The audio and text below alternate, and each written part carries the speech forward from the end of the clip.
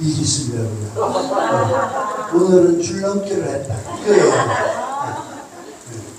오늘은 줄넘기를 했다. 아이들은 그럴 수 있겠죠, 그죠? 예. 어떻게 보면은 그 발상이 단순하면서 좀 귀엽죠. 귀엽다는 생각이 들어요.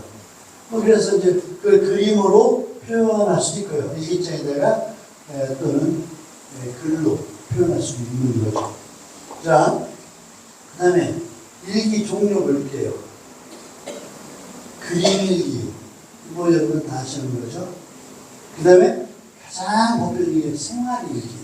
그날 일어난 일을 적는 거죠. 그 다음에 학습일기. 이제 공부와 관련된 것을 일기 형식으로 쓰는 거예요. 그래서 오늘은 어떤 공부를 했는데 어떤 어려움이 있었다, 어떤 재미가 있었다, 문제가 잘 풀려서 너무너무 좋았다. 오늘 뭐가 틀렸는데 나중에 내가 확인해보니까 이건 내가 수학 같으면 수학 공식을 잘못 대입해서 틀렸더라. 그런데 내가 그걸 알게 돼서 앞으로는 그런 문제가 나와도 틀리지 않을 자신이 생겼다. 이런 거 좋잖아요. 그죠? 예. 그 다음에 여행일기, 여행하면서 이제 쓰는 거죠. 그 다음에 독서일기, 이런 이제 책을 좋아하시는 분들은 책을 좀 많이 읽으시고, 그 독후감이라든지 이런 것들을 꼭 기록을 해 놓으시거든요. 그런 일기도 있고요. 육아일기도 있어요. 이런 거 다 아시는 거고, 관찰일기, 뭘 관찰하는 결과를 적는 일기.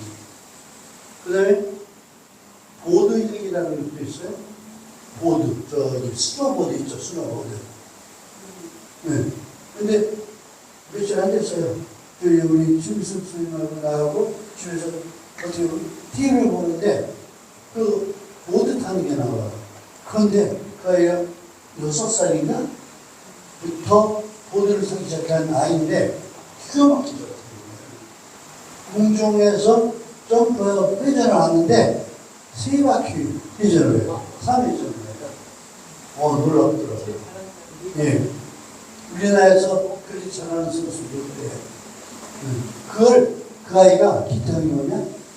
매일매일 연습한, 보드 하는 연습을 하는 걸 일기 적는 거예요. 그러니까 그 애한테는 보드 일기라는 게 굉장히 중요한 의미를 갖겠죠. 네, 그런 거. 그 다음에 세상에 부부싸움 일기도 있어요. 여기 계신 선생님들 중에서 부부싸움하고 그걸 일기로 적어보신 적이 있으신 분? 무슨 들어보세요? 없어요? 없어요? 네. 부부싸움을 안 하신 거죠? 네.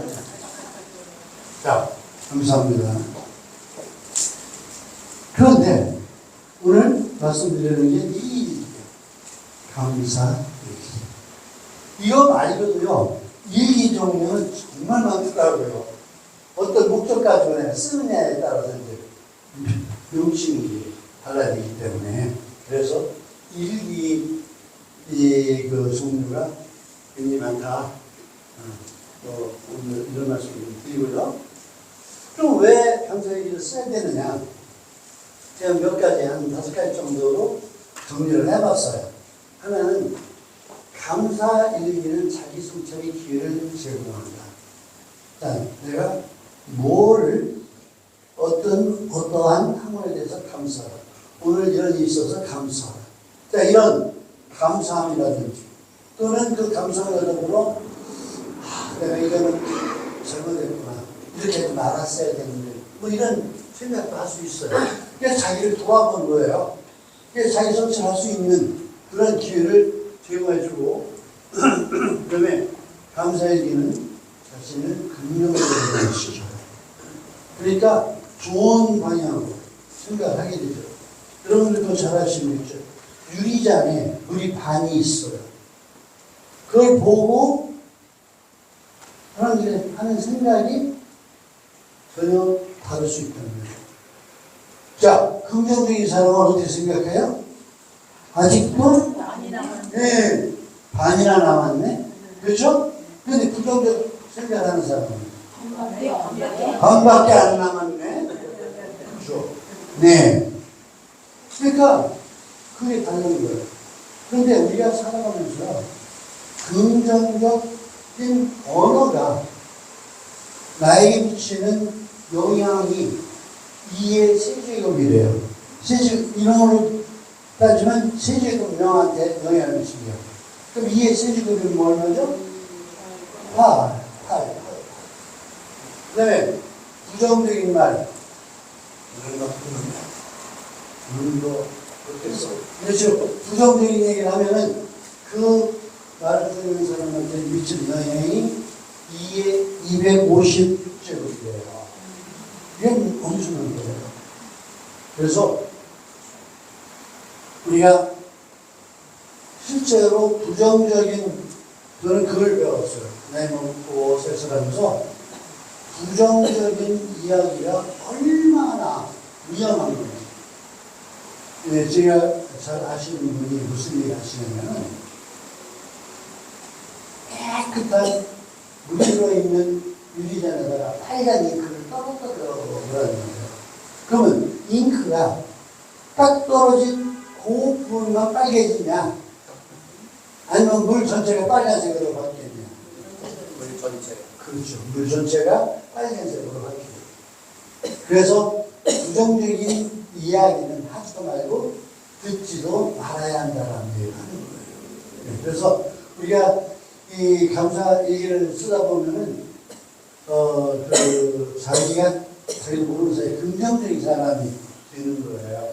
뭐 이게 자세한 설명할 시간은 안 될 것 같아서 그 정도로만 하고 어쨌든 간에 굉장히 중요한 부분이에요. 그 다음에 감사 얘기는 가족과 소중한 것 고마움을 6개월 줍니다. 자, 여기 뭐 아주 어린 아기들을 집에 갖고 계신 분이 계시냐 모르겠네요. 혹시 집에 아기 있는 손자나 손녀?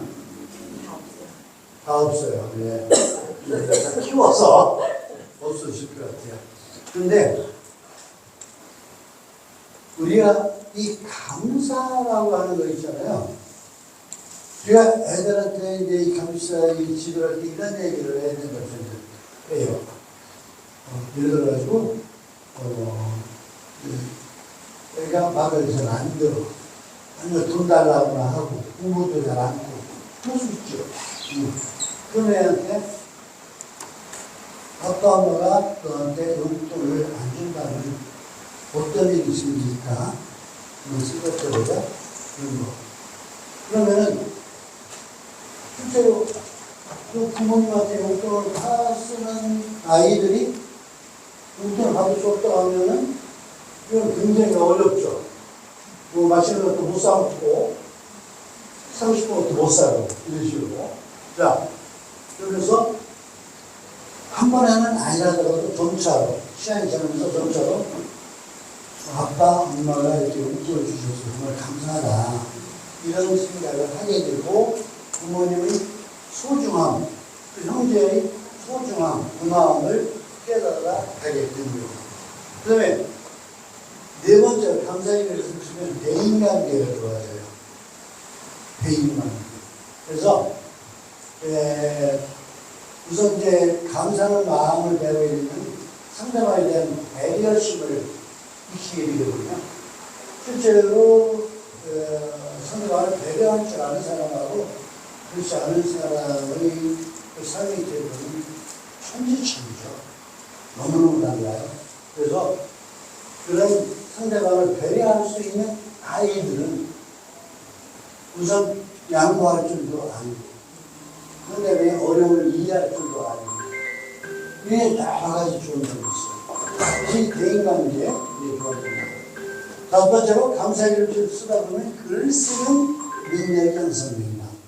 그래서 우리는 논술 같은 데서 이제 전문가들이 논술지도 그렇게 하기도 하지만 사실은 본인이 자꾸 써봐야 돼.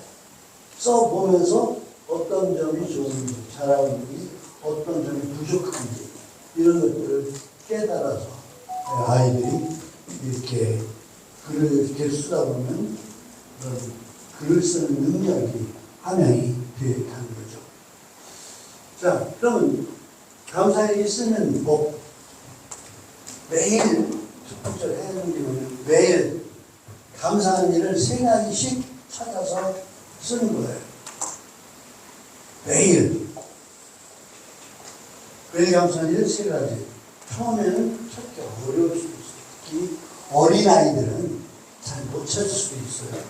그렇죠? 응. 그래서 엄마들이 옆에서 도와줘야 돼요. 자, 그 다음에 2번째로 이 중에서 가장 감사한 일을 1가지를 고릅니다. 제일 감사하다고 느끼는 건 1가지. 그 다음에 그 일이 그냥 감사한 이유를 적습니다. 왜 감사하다고 생각하는지 그 이유를 적어요.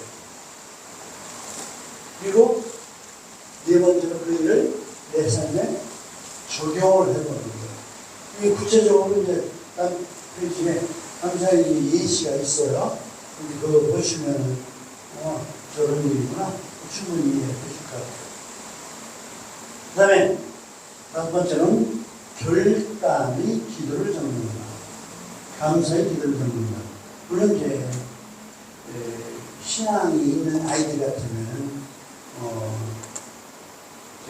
하나님을 대상으로 해서 감사하고 또 기도하고 할 수 있지만 그렇지 않은 아이들도 있을 수 있죠, 그죠? 그런 아이들은 꼭 뭐 하나님이 대상이 아니라 하더라도 막연한 미지의 대상이 될지라도 감사하는 그런 마음을 갖게 그리고 그 기도를 하도록 기도하는 게 필요해요. 자, 그러면 우리가 감사의 기도를 어떻게 쓰는 거냐? 지금 드린 말씀을 토대로 해서 보시면 돼요. 자, 이걸 이제 제가 가정에서 이제 쓴 일기인데요. 연월일하고 요일, 2015년 6월 16일 월요일 날씨 흐린 루캠 이렇게 이게 이제 필요할 때가 있어요. 이런 날씨의 정보 같은 게. 그래서 여기서는 그냥 참고로 저런 형식으로 하면 되겠구나 이렇게 이해하시면 될 것 같아요. 오늘 감사한 일 3가지. 여기 나오는 한 중학교 정도, 중학교 1, 2학년 정도 수준에서 쓰는 거라고 생각하시면 될 것 같아요. 1. 엄마가 이번 주 용돈 3만 원을 주셔서 감사했다. 처음에는 당연한 걸로 생각할 수 있겠죠? 그런 것들은 우리가 하나하나 아이들하고 대화를 하면서 좀 지도를 할 필요가 있을 거고요. 2번째, 영어 시간에 영어 발음이 좋다고 칭찬을 받아 감사했다. 그럴 수 있죠. 영어, 아이들 제일 싫어하는 게 뭐예요? 영어 시간에. 야, 아무게 읽어봐. 그거 싫어하잖아요. 그러니까, 우리 이제 수일수 선생님이 가끔 하는 얘기가 있어요.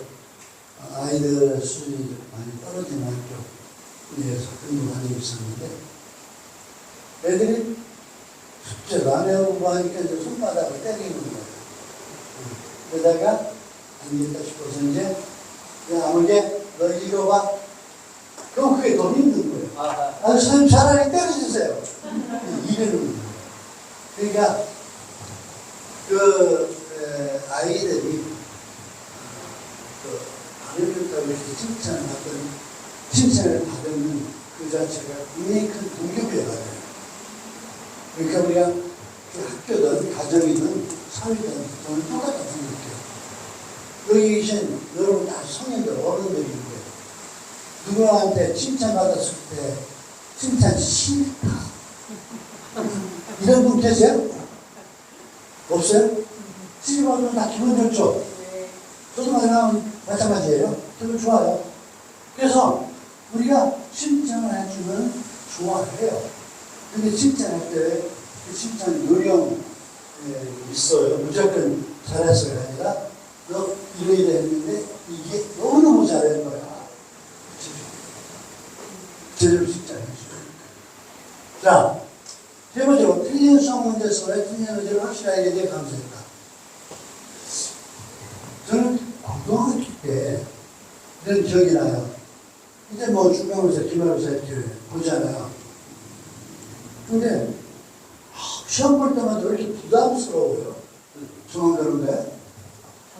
다 그래요? 괜히 부담스러워요. 그러면서 서로 생각이, 이번 시험 결과만 잘 나오면 내가 정말 다음부터는 더 열심히 공부할 거야. 네. 그런 생각 많이 하잖아요. 그죠? 네. 저 그 생각 많이 했어요. 그런데 특히 수학 문제 같은 경우에 왜 틀렸는지 좀 공부하는 아이들은 알아요. 아, 공식을 내가 잘못 대입했다? 아니면 공식을 내가 잘못 이해했다? 아니면 풀이 과정에서 숫자를 이기를 잘못했다? 뭐 등등. 그래서 내가 왜 틀렸는지를 알게 되면 그 다음부터 잘 안 틀려요. 그걸 노트로 정리를 해놓잖아요. 그 노트를 우리는 오답 노트라고 해요. 그러니까 아이들이 오답 노트를 쓸 수 있도록 지도하는 게 굉장히 필요한 거예요. 그거는 우리가 시험이라는 것 자체가 그 아이의 실력이 어느 정도 되느냐 그걸 알기 위한 게 아니에요. 그런데 부모님들이나 아이들은 그렇게 생각하잖아요. 그게 아니라 배운 내용을 얼마나 이해하고 있느냐라는 걸 측정하는 거예요. 그러니까 걔 실력이 얼마나 좋으냐 나쁘냐 이건 아니에요. 그거는 우리가 보는 관점이 저는 그렇게 안 된다고 생각하고 어쨌든 간에 아이들이 뭘 틀렸는지를 그걸 정확히 알면 다음에는 안 틀릴 수 있다는 거. 이게 중요해요. 그런 관점에서는 애들 지도도 필요한 거예요. 그리고 오늘 가장 감사한 일이 뭐냐? 오늘 수학 시간에 선생님이 퀴즈를 내주신 문제풀이 공식이 알싸움달싸움에서 그냥 답을 찍으면 돼. 확인해 본 결과 오답이었다. 네. 그런데 나중에 선생님께서 주신 힌트 덕분에 그 문제의 답이 왜 틀렸는지를 확실하게 되었고 앞으로 이런 문제가 나오면 절대 틀리지 않을 거라는 확신을 갖게 되어 무엇보다도 감사했다. 이건 그래도 좀 생각하지 않은 아이들 이렇게 쓸 수 있어요. 자, 그 다음에 나의 삶에 적용하기. 그럼 오늘 감사한 일을 내 삶에 어떻게 적용할까 이게 중요한 거예요. 네, 그래서 앞으로 수학 문제를 풀 때는 미리 문제풀이와 관련된 공식을 정확히 기억하여 이런 문제가 나올 때 절대 틀리지 않도록 해야 되겠다. 이게 적용입니다. 네. 그 다음에 별단의 기도, 감사의 기도. 하나님 감사합니다. 오늘 영어 시간에 칭찬을 받게 해주시고 수학 문제 풀 때는 더욱 신중해야 하겠다는 생각을 하게 해주시니 이 또한 감사합니다. 앞으로 또 노력해야 좋은 성적을 받겠습니다. 한이 없어서 아멘 못썼어요. 네, 여기 들어있는 거예요. 자, 감사 일기 하나의 예시예요. 형식. 근데 꼭 이렇게 써야 되는 게 아니에요. 오늘 감사한 일 세 가지. 저는 중학생이 돼야 저 정도 쓸 수 있는 거고요. 초등학교 아이들은 들이 못 써요. 용돈. 친구가 빵 사줬다? 그것도 감사하다 이거예요. 또, 세 번째로, 뭐, 아이스크림? 누가 사줬다? 뭐 이런 거. 그거 다 감사한 거예요. 그럼 그게 왜 감사한지, 그 중에서 제일 감사한 게 뭐냐? 그걸 고려해서 거기에 대해서 내 삶에 어떻게 적용할 건지 이런 것들을 쓰는 게 감사 일기예요. 어떻게 보면 어렵지만 처음부터 너무 어렵게 가지만 이거 아이들의 연령 수준이라든지 지적 능력에 따라서 맞춰가지고 이렇게 지도를 해 나가면 좋을 것 같다는 생각이 들어요. 자, 이제 마지막 마무리, 성경 속의 감사 관련 말씀. 자, 하나님 구약에서 시편 106절. 여호와께 감사하라. 그는 선하시며 그의 인자심이 영원하심이니라. 여기에서요. 여호와께 감사하라. Give thanks to the Lord, for His good. 여기까지는 뭐 어려운 거 없어요. His love endures forever. Love는 사랑이죠. 하나님의 사랑이 His love endures forever. 인격은 원래 참받다, 견디다라는 뜻인데 여기서는 계속된다는 의미. 그의 이번의 사랑이 영원히 계속 그 의미로다. 그런 말이에요. love라고 표현했어요. 근데 우리말 번역은 우리말 성경은 인자하심이라고 표현하더라고요. 그 다음에 아주 여러분들 잘 아시는 유전어스이죠. 한번 같이 읽어볼게요. 우리말 항상부터 시작. 항상 기뻐하라. 쉬지 말고 기도하라. 범사에 감사하라. 이것이 그리스도 예수 안에서 너희를 향하신 하나님의 뜻입니다. 예, 데살로니가전서 5장 16절에서 18절까지 말씀인데요. 여기에서 이제 범사에 감사라 해서 이 범사라는 말이 뭐냐? 영어로 이렇게 되어 있는 표현을 보면요. 뭐라 했냐면 give, 청색으로 되어 있는 거 보세요. give thanks in all circumstances. 자, 감사해라. 감사를 드려라. 어디에서? In all circumstances. circumstance가 환경, 상황이죠. 어떠한 상황이든, 그러니까 좋을 때든, 힘들 때든, 어떤 상황이든, 어떻게 하라고? 감사하라. 그 다음 중요하죠. For this is God's will for in Christ Jesus. 이것이 그리스도 안에서 우리를 향하신 하나님의 뜻입니다. 우리 뜻이라고 했어요? 하나님의 뜻이에요. 감사를 하는 것은 우리 뜻이 아닙니다. 성경은 분명히 하나님의 뜻이라고 말씀을 하고 있어요. 아이들한테 정말 좋은 개념을 가르쳤으면 좋겠어요. 그래서 오늘 제가 현지 시험에 말씀을 드리려고 하다 보니까 말씀을 드리지 못하는데 어쨌든 오늘 여러분들 이렇게 함께 자리하고 여러분을 뵙게 돼서 너무너무 감사하고 기뻐요. 앞으로 더 자주 뵙도록 노력하겠습니다. 감사합니다.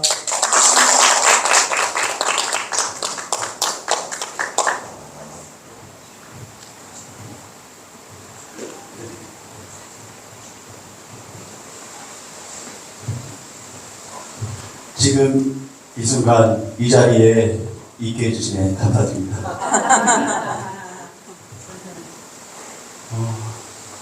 항상 기뻐하라, 쉬지 말고 기도하라. 문명원 가사님께 큰 박수 부탁드립니다.